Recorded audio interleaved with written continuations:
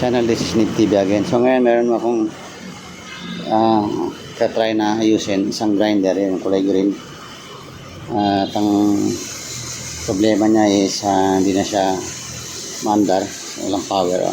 So ang suspect natin haring sa kanyang AC cord.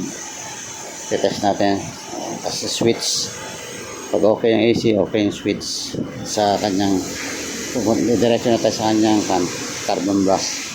Kasi baka yung carbon brush niya pudpud na, hindi na nagkakaroon ng contact sa parang pinaka yung na motor, rotor.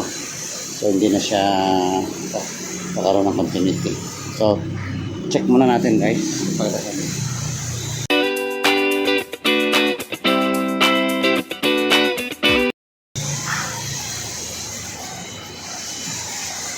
Masaktak siya guys. Ito yung kanyang power on off.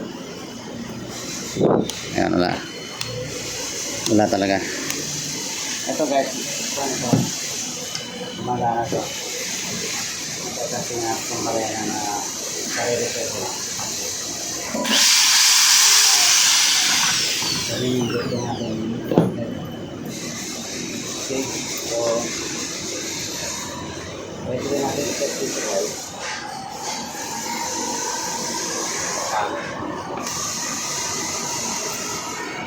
Ayan.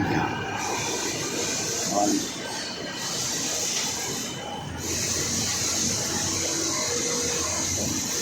So, hindi rin sumagot. Pero sa ganitong model guys, DCA,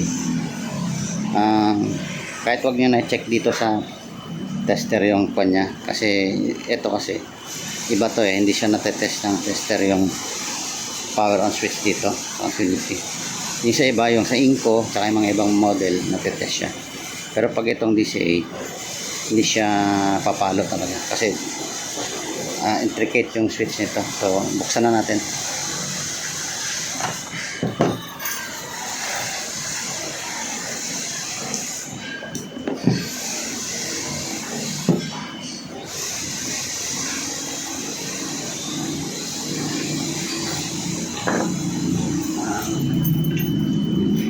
Close up ko lang guys.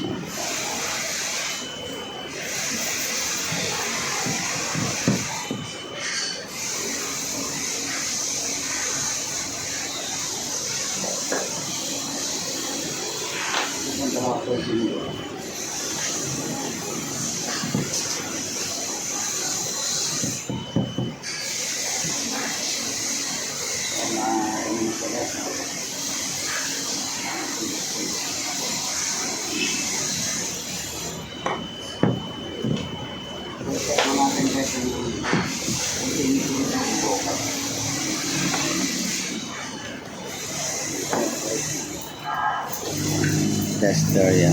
Okay.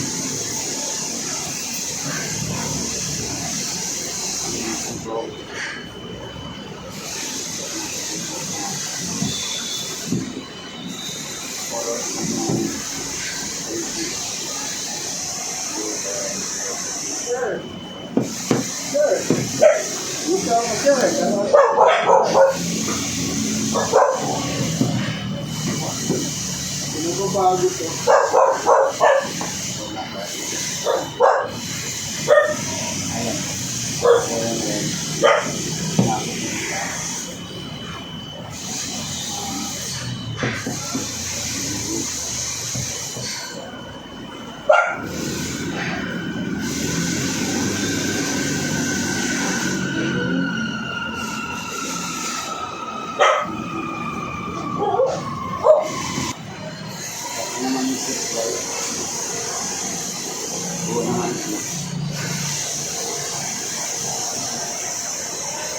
So, check option natin guys, carbon brush.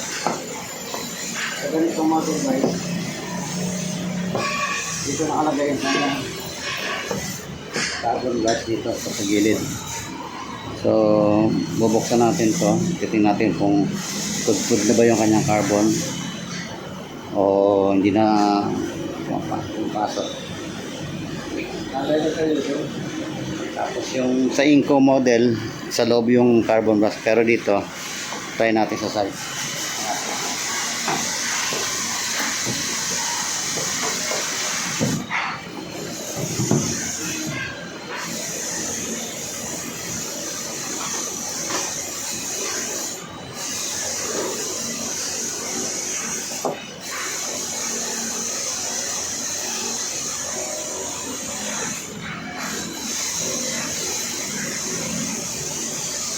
Dito na natin. Dito na carbon. So, medyo naiksi na guys. Naiksi na. Yan. So, gagawin natin. So, balik natin. Yung kanya spring. Ito guys, hanggang ganyan lang yung banat ng spring niya. So, ang gagawin natin, gagawa tayo ng para mai-push itong spring, para may tulak pa niya itong carbon para sumayad. Okay. So, kakalangan lang natin ito siguro guys.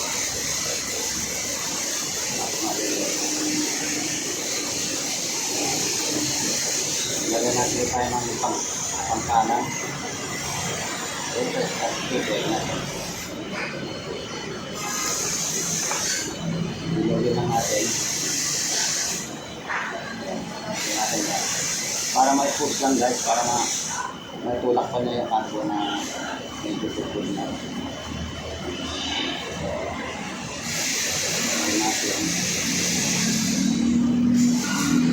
Gawin natin ito guys ang kabilaan para sure ang kabila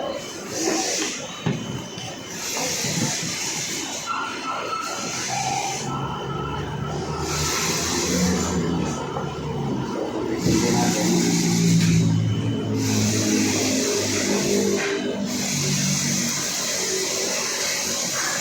Medyo mas malaki pa ito na konti pero good na rin. So ganun din ang gagawin natin. Lagyan natin ng tulak. Kahit dito kahit anong glass, kahit papel na pinapipit. Pero since yung nasa malapit sa akin, ito ano na. Yan. So ito yung tura sa loob. Ayan, ito. Pag nilagay natin to, mapupush pa niya yung ano, yung spring para lalong tumulak doon sa carbon. So try natin guys kung uubra ba itong ganito.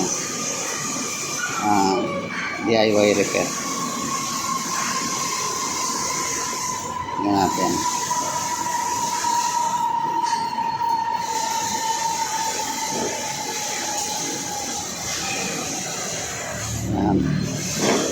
Napi-feel ko guys na parang sumisikip na uli yung ano, yung spring. So maaaring sumayad na yung kanyang carbon doon. So test natin guys. Tignan natin kung gagana na siya.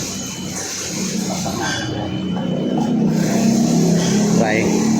Power on. Ayun. Mandar na guys. Okay. So, ibig sabihin guys, gumana yung ginawa natin ano, paraan. Tinukura lang natin yung spring para may tulak pa niya ng gusto yung carbon. So, okay na to guys, for the meantime, magagamit na to. Pero, advisable pa rin guys na pag medyo pudpud na yun, ano, bilan na lang ng bagong carbon. So, since wala akong available na spare, ginamitan ko na lang muna siya ng ganyang paraan. Basta magamit lang. Okay, so sasara na natin. Punutin na natin. Sara.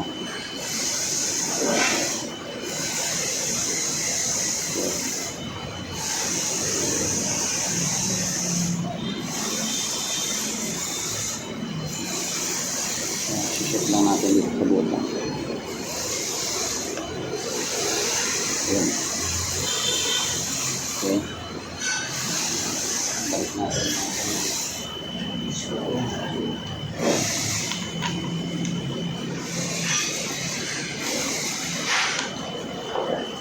okay naman guys, madali mag-repair ng mga grinder. sa inko yung kanyang carbon brush, hindi mo ma-access dito sa side. Kailangan buksan mo rin ito. Tapos nandito lang din yung sa inko, yung medyo malapit sa switch. So, depende yan guys sa brand ng grinder.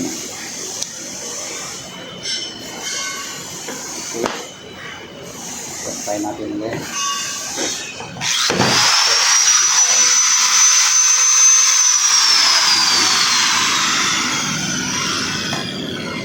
Okay, so try natin ulit. Power on.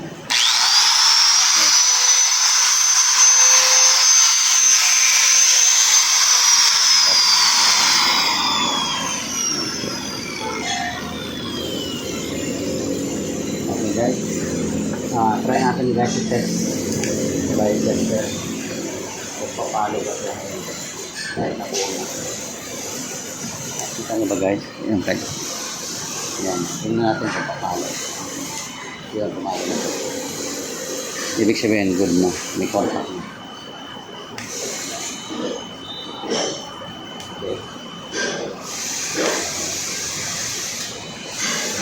So, sana nagustuhan niya guys yung ginawa kong simpleng pagre-repair. Paki-like and share na lang guys ng ating video. And don't forget to subscribe to my channel Nip TV and also press the notification bell para ma-update kayo sa sunod ko pa mga video.